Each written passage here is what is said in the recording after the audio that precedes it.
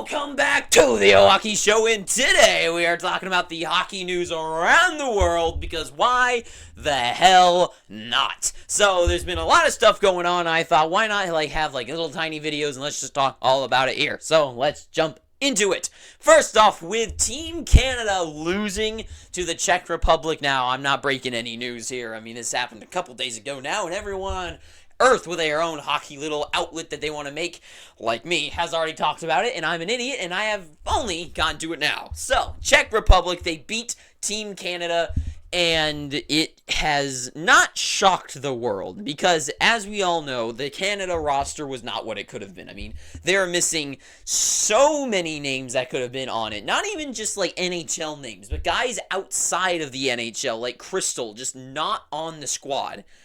I don't understand why this would happen, but I will say, regardless of anything, of people wanting to make the excuse, I get them not winning the whole tournament, right? And having the excuse of that them not having the greatest team. But I still don't think it's an excuse for the team that they still did field onto the ice. I mean, Macklin Celebrini is an all-star player. So guys like Matthew Savoie and Poitras on the ice as well, they do have some lethal heavy hitters. Connor Geekie and Lamoureux, guys from the Coyotes, they have tremendous talent to still put on the ice, and they still lose this game. And I was just earlier today, I was watching some of the Spit and Chicklets reels, and I don't know who this guy was, but some guy said an underdog Canada team could be insanely good or something like that. And I'm like, that's the issue. Is Canada does not get the underdog mentality. These guys don't get it, and you can see it on the ice. The heart and soul, that fight, that passion, what the Golden Knights brought to the playoffs last year. This Canada team just doesn't have that within them. And a few years ago, when the Team USA versus Canada, when it was Byfield and Shane Wright, I think was on the team by then, and then it was against Trevor Zegras and Cole Caulfield, right? America, you could tell, was fighting heart and soul, tooth and nail, blood and teeth to win that game. And Team Canada they don't have that. They're either going to win it by them being sheerly good, or they're going to lose because they don't have that fight and grit. And people have now been asking the question, because it's just the big thing, is Canada still hockey's country? It is, when it comes to the highest of highs, and when it comes to producing the most talented pool of players. But Canada, I think when we have the international tournament finally happen, I would guess next season or whenever it happens, I think and in the World Juniors now as well, I don't think Canada is going to be the number one team forever anymore. I don't think they go in the strongest contenders. I think they will have years like last year with guys like Connor Bedard. They will absolutely be, but I do not think that they are now surefire winners.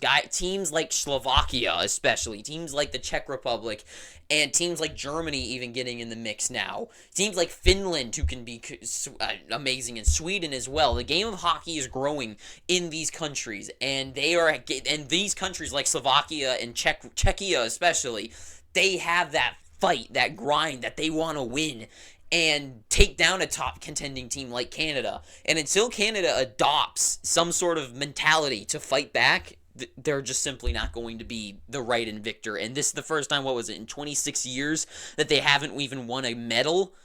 It's not surprising. It's not surprising by the roster they put out there, and the fact that the roster that they did put out there, they don't have it in them to pull off that kind of victory.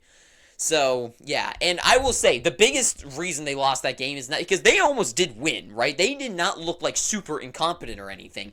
They could have easily won it if they just did have that fight and die kind of mentality. But instead, they just were barely not good enough to just ride themselves into victory.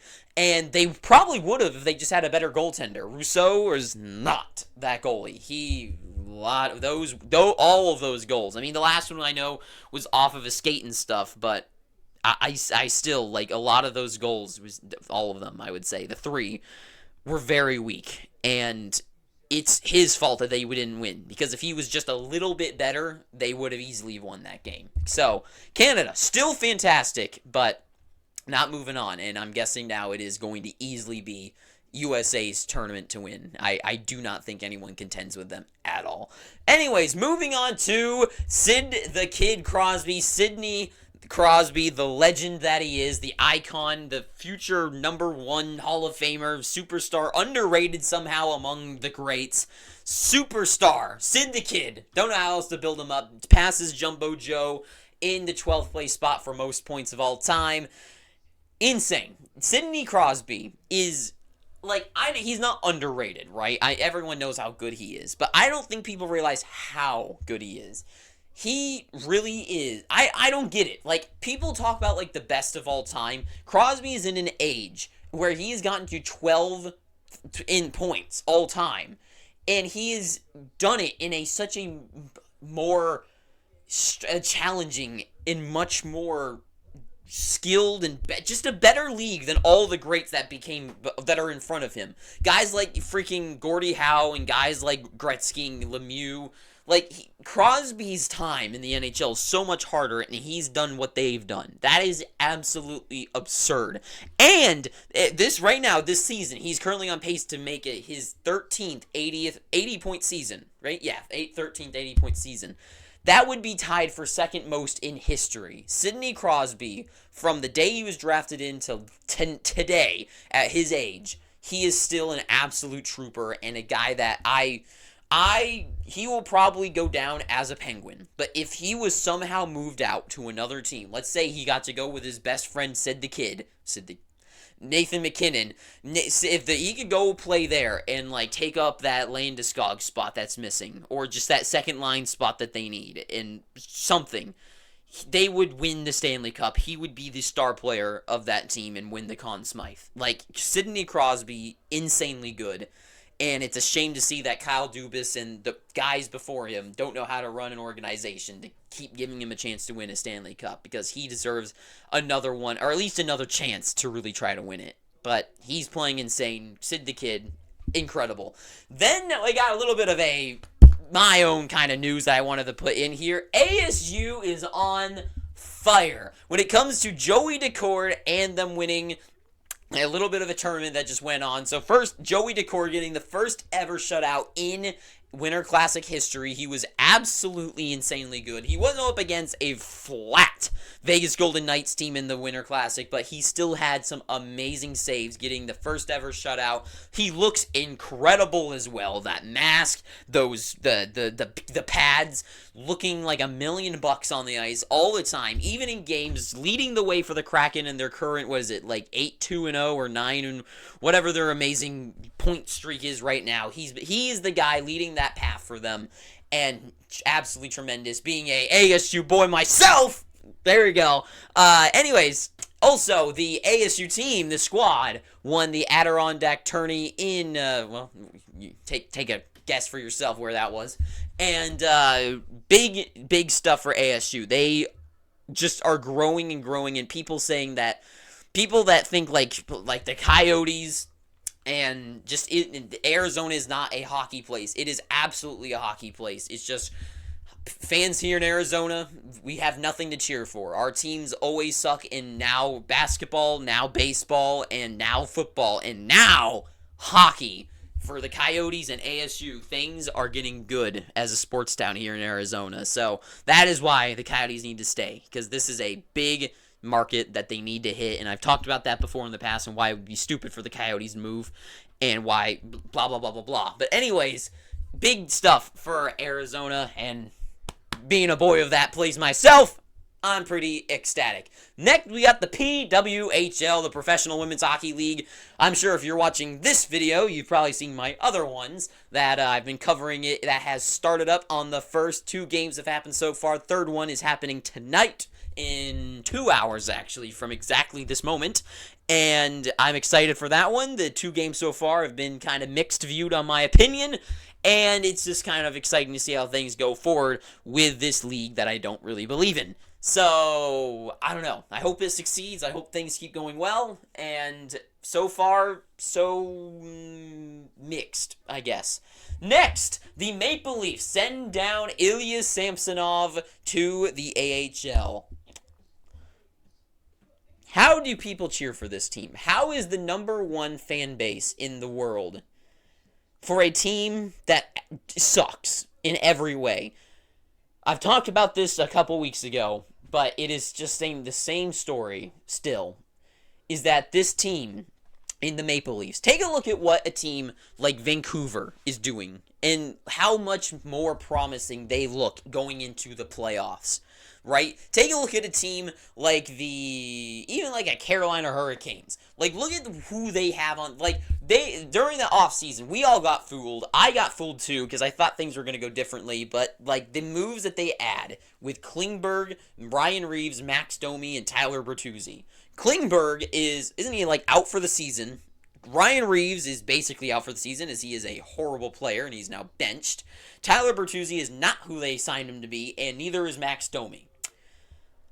This team, and Ilya Samsonov was their solution to goaltending 2 years ago. It's just absurd. It is insane. Look at who they could have had this offseason. This offseason, they could have signed Cam Talbot, right? They could have gone out and tried to get a guy like Dmitry Orlov, right? And maybe they tried, and they didn't want to go there. I don't blame them. I wouldn't either. Toronto, you don't make any sense to me. You are a laughing stock. Just a joke. Like, as a joke. If you're a fan, if your favorite team is the Maple Leafs, you are a joke. And you can say I'm a joke. I mean, look at me. I've got my freaking SpongeBob poster back there. Like, sure, I'm a joke, but look at you. At least you're delusional. I'm just stupid. You're insane. Next, we've got the Edmonton Oilers, and I am moving everything out of the way. But the Edmonton Oilers and Connor McJesus himself, the man that is going to be, in my eyes, is the greatest hockey player of all time. And it's not even close. And if you want to go, like, just, like, toe for toe, sure, he might not be the number one at it, like, everything, right? But an all-combined player, Nathan MacKinnon, is not him. It is not Austin Matthews. It is not Sidney Crosby, maybe, sort of, in a way. But, like, Alex Ovechkin, Wayne Gretzky, Mario Lemieux, these guys are not the number one player in the world or ever. Connor McDavid, is the greatest. He has passed he's gotten to 900 points. He is the 5th fastest player to ever do that. In a league that is so much harder, the guys in front of him are like Wayne Gretzky and I forget who the hell else because I'm an idiot. And he's done it 5th fastest of all time in his time in the NHL. For most of his career, a faltering joke of a team. And now they should be a contender. This is a weird season and they suck, but usually a contending team, and it's crazy. 5th fastest to do that. He is on another level than every other player. And that is really all the news I have for you today. So if you made it this far, please, I am begging you, please, just pick up just a subscription. Just hit the subscribe button and just do it. It's a new year, new you. You don't usually do it, neither do I. How about you make a change and you get that subscribe button and make me happy? I would appreciate it. And you know what? While you do that, because your mouse is already down there, you might as well go a little bit that way and just hit the like button. Yeah, do that too. And other than that, I hope you are having a fantastic day. Unless you didn't do those 2 things, then I'm not really a big fan of you. Anyways, hope you're having a fine day. Too sweet. And until next time, ta-ta for now.